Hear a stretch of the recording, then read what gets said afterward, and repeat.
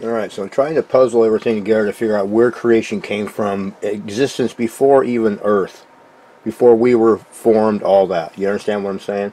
And I believe got it figured out. Greek mythology talks about, the Bible talks about it, got another place it talks about it, and it talks about chaos. And it talks about this place called the deep, chaos deep, or mass darkness, confusion, whatever, before the planets and everything. Okay? I want you a specific of this part right here. In the creation myth, chaos came before everything else. It was made of void, mass and darkness and confusion, and then earth in the form of Gaia came into existence. So chaos deep was before any of what we're living on, which is carcasses now. So chaos must have been all these carcasses alive, these creatures alive, and God killed him and formed him into whatever we have right now we're living on. Let me show you something else. So this chaos, or chaos deep, I'll show you in the Bible something right now. Okay, right here in Genesis 1:1 starts out. If a person slows down, and it's not talking about earth yet. In the beginning God created the heavens and the earth. Stop. Okay, he's not talking about that where he's getting ready to say it right now. He's saying he created them in the beginning. But the earth was without form and void. So there was no earth, it was without form yet. It was void. And darkness was on the face of the deep. This place called the deep, or chaos, and the Spirit of God was hovering over the face of the waters. So the earth hasn't been formed yet. He's just making a statement here in the beginning. Moses is, in the beginning was the earth, God formed the heavens and the earth. And he talks about the earth was without form. So no, just like Gaia just mentioned, or Greek mythology I just showed you, there was no form of earth. It was chaos deep, like it's saying right here, over the waters, over the face of the deep. Well, what's the deep? What's the deep? Okay, it's chaos.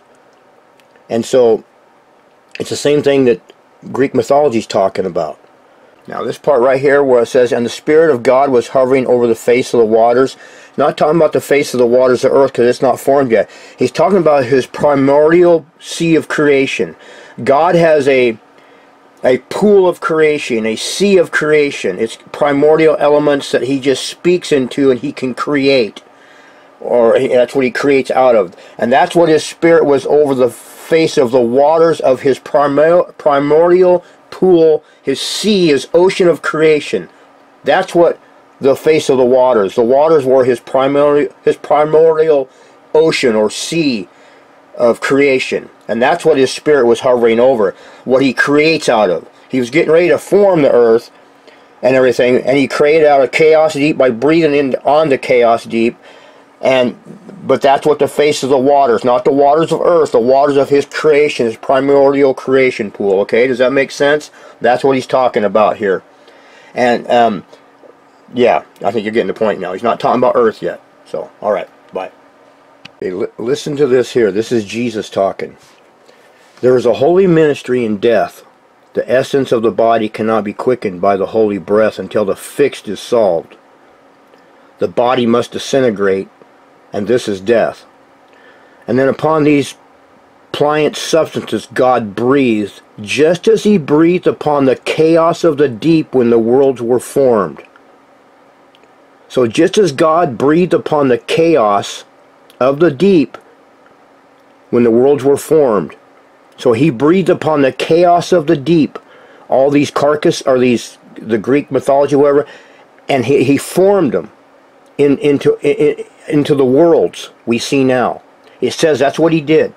Just as God breathes, just as he breathed upon the chaos of the deep when the worlds were formed.